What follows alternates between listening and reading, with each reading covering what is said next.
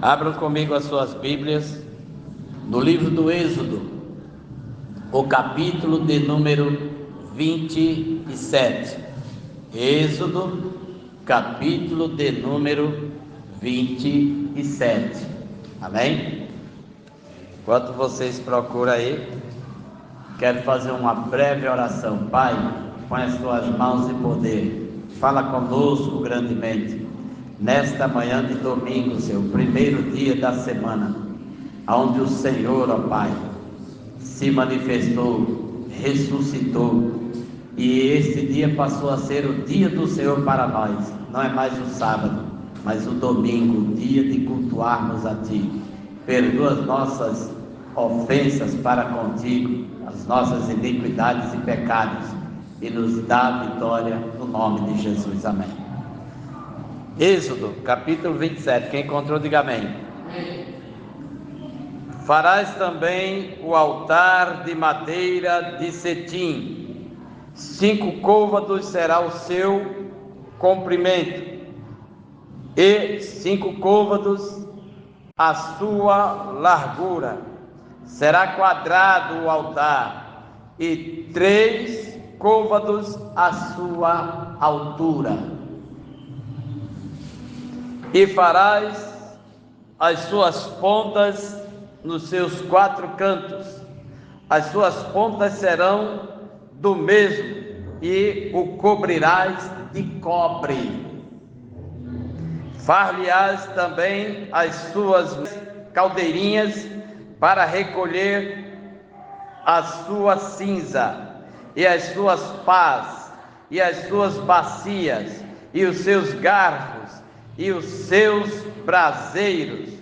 Todos os seus vasos farás de cobre, e porás dentro do cerco do altar, para baixo, de maneira que a rede chegue até ao meio do altar. Farás também varais para o altar, varais de madeira de cetim, e os cobrirás de cobre. E os varais se meterão nas argolas, de maneira que os varais estejam em ambos os lados do altar, quando for levado. Oco de taubas o farás, como se te mostrou no monte, assim o farão. Amém? Amém. Deus, quando deu para Moisés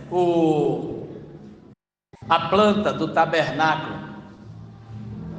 ele falou por 4 vezes aqui em Êxodo: farás como modelo que te foi mostrado no monte. Farás como eu te mostrei no monte, conforme eu te mostrei no monte. Moisés, ele recebe a revelação de Deus, e de repentemente ele fica ali, e quando ele vai falar para os arquitetos do seu ministério, ele diz assim: Deus mostrou uma peça assim, eles faziam igualzinho. Mas o que chama a atenção aqui, e eu estava meditando esses dias e ontem por essa palavra, estava meditando essa palavra, o altar do holocausto. Você sabe onde é que ficava o altar do holocausto? Na porta do templo, na entrada do templo, para que todos aqueles que entrassem se deparassem com o lugar de morte. Numa tipologia, o altar representa Cristo, aquilo que ficou para fora do templo para se oferecer sacrifício no pátio, na entrada do templo. Cristo simbolizando o nosso altar do holocausto, uma tipologia. Só que aqui eu me apeguei aqui aos detalhes do altar, e nesses detalhes aqui, o altar ele tinha 5 côvados de comprimento e 5 côvados de largura. Ele era quadrado, ele não tinha que ter diferenciação. Ele também tinha 3 côvados de altura.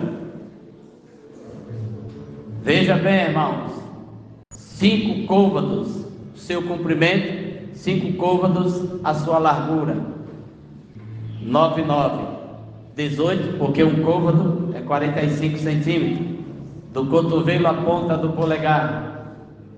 4 côvados vai dar 1,80 m, com mais 45 centímetros, 2,25 centímetros de largura, 2,25 centímetros de altura. Ele tinha também 3 côvados de altura, 90, 45 vezes 3, 90, aí vai 1,35 m de altura. Ele tinha neles 4 chifres ali, para que a presa ficasse presa, simbolizando que a presa, o sacrifício, não tinha que sair do altar. Olha que coisa interessante. Se a nossa vida é uma vida de sacrifício, ela não pode sair do altar. A cada dia, o que Deus pede de nós não é o nosso dinheiro, mas é que a gente morra para o mundo, morra para as nossas próprias vontades. É difícil entender isso, irmãos.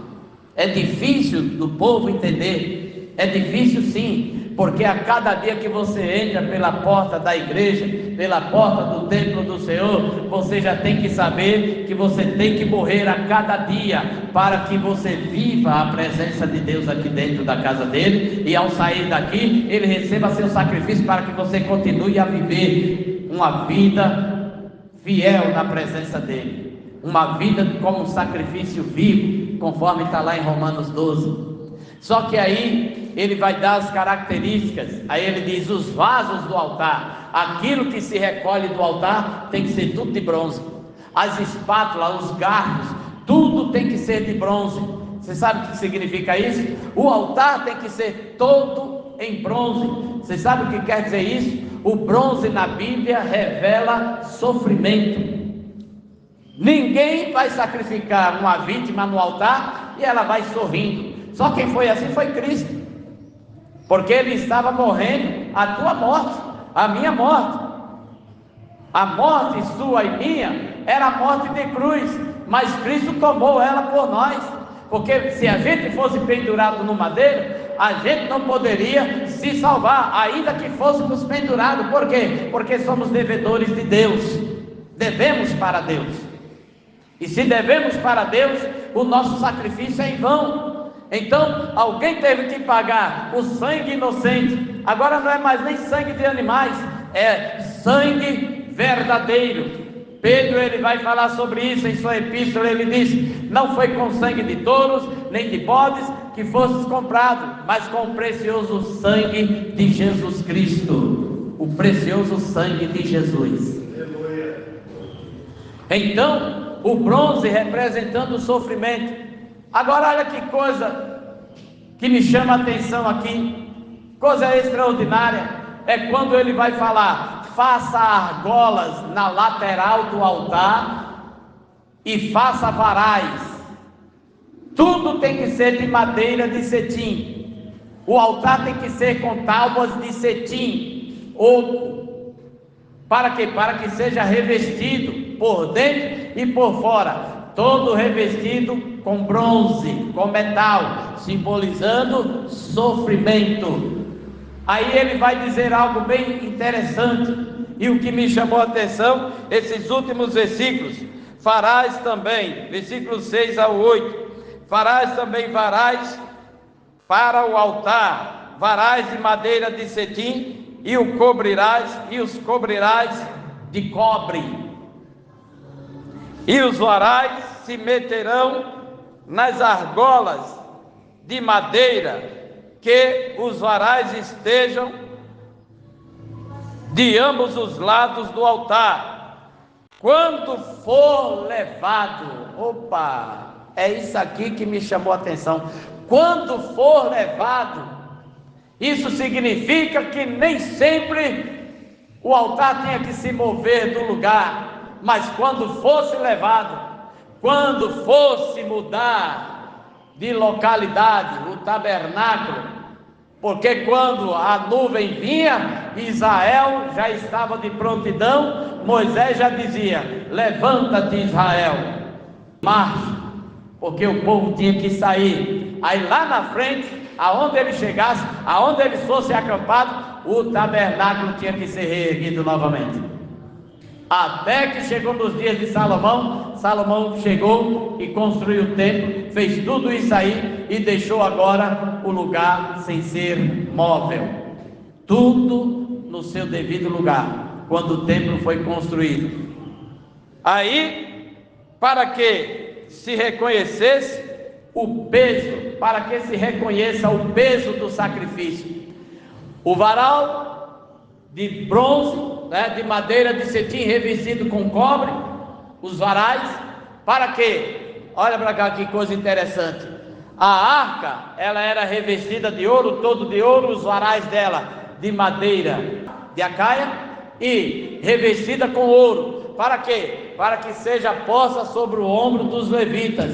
Só que o altar era de bronze, para que seja posto também quando for removido de um lugar para outro, quando for necessário carregar. Sabe o que é que eu entendo aqui? Sentir, irmãos, porque para que se reconheça o peso do sacrifício, para que se reconheça o peso do sacrifício. Aí o altar tinha que ser posto sobre o ombro. Isso significa que cada um deve reconhecer o peso do sacrifício na sua vida para o Senhor, quando for carregado, quando for removido do lugar, para que cada um de nós entenda que há um peso em sacrificar a vida para Deus.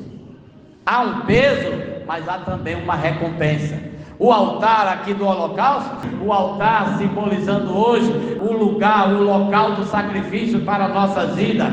O altar representa tudo isso nessa tipologia, para que você e eu também venha reconhecer o peso que é ter a vida de sacrifício na casa do Senhor, na presença de Deus, para que a gente venha entender que a nossa vida, por ser uma vida de sacrifício, ela tem que ter peso. Peso fala de custo, fala de valor. Então eles colocavam o altar do sacrifício sobre os ombros, para que eles pudessem carregá-lo, e ali também eles sentissem o peso que é recarregar o local, carregar sobre os ombros o local do sacrifício. Que cada um crente, cada um de nós, cada crente em Jesus, saiba valorizar o que é uma vida de sacrifício na presença de Deus. Alguém me entende?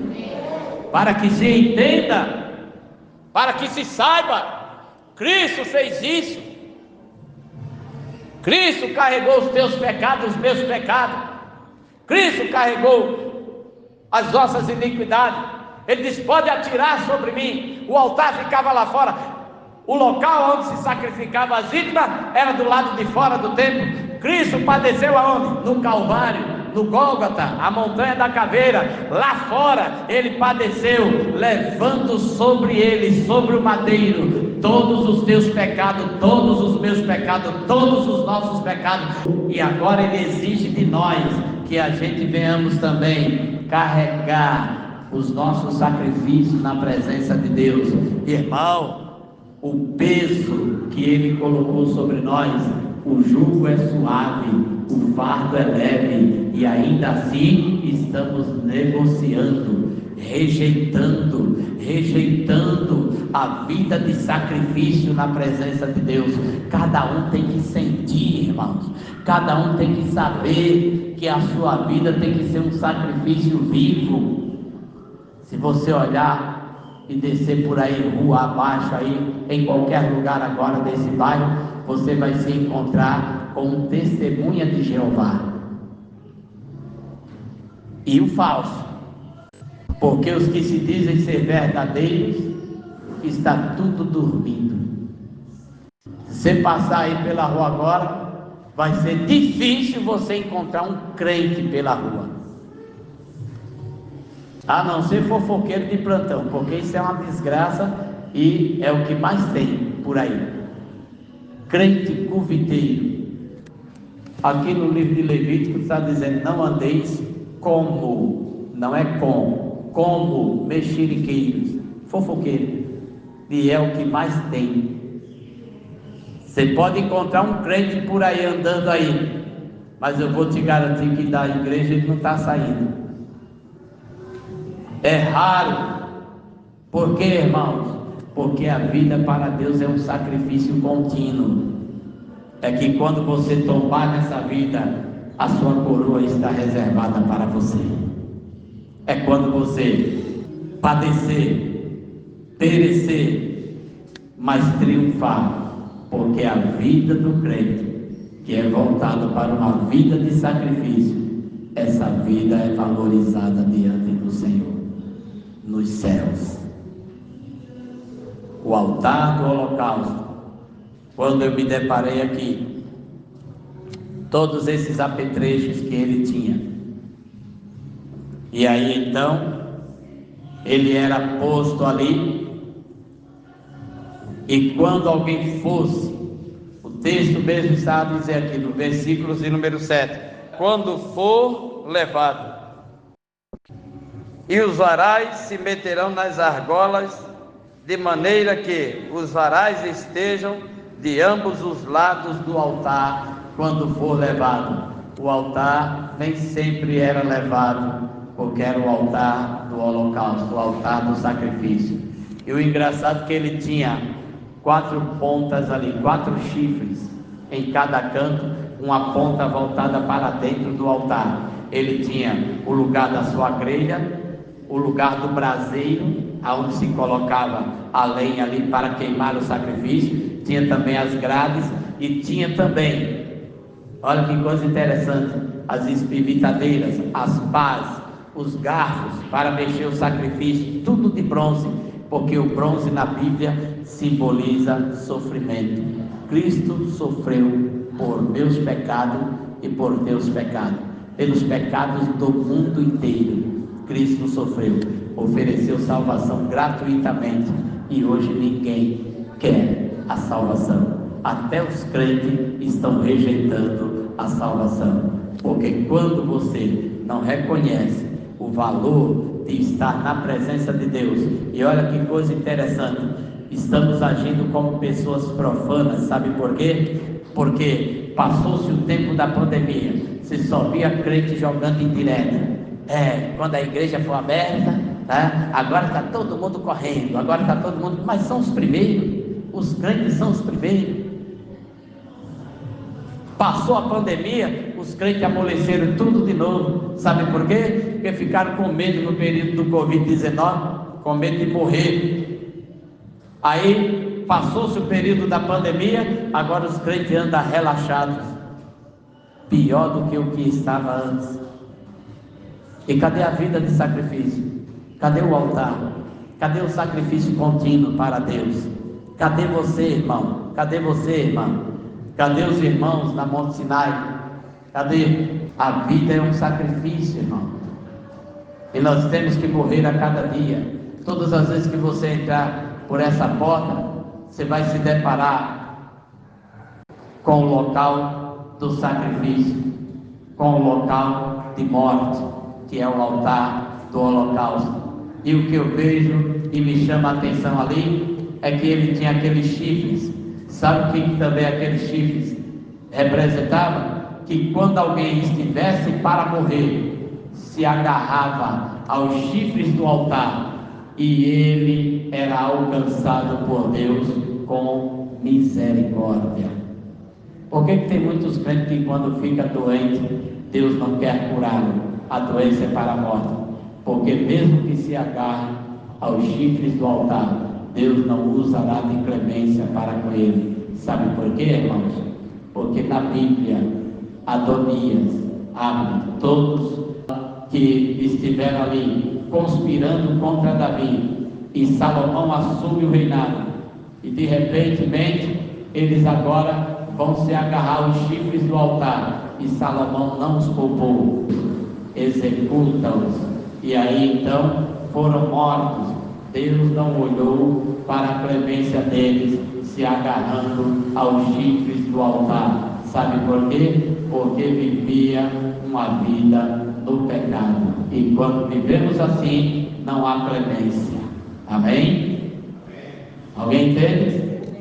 Então fique de pé, vamos agradecer a Deus. que a gente possa, que nós venhamos colocar a cada dia a nossa vida à disposição do Senhor, que a gente venha colocar a cada dia a nossa vida como um sacrifício contínuo na presença de Deus. E lembre-se, o altar era carregado quando ele era removido. Isso significa que cada um aqui deve carregar o seu altar como um altar de holocausto também, sacrificando a sua vida na presença de Deus a cada dia.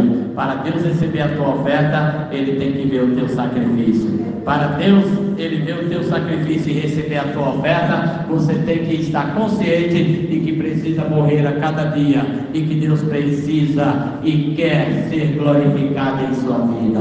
Assim o Senhor te abençoará, me abençoará, abençoará a casa dele, quando reconhecermos que a vida é um sacrifício contínuo. Amém?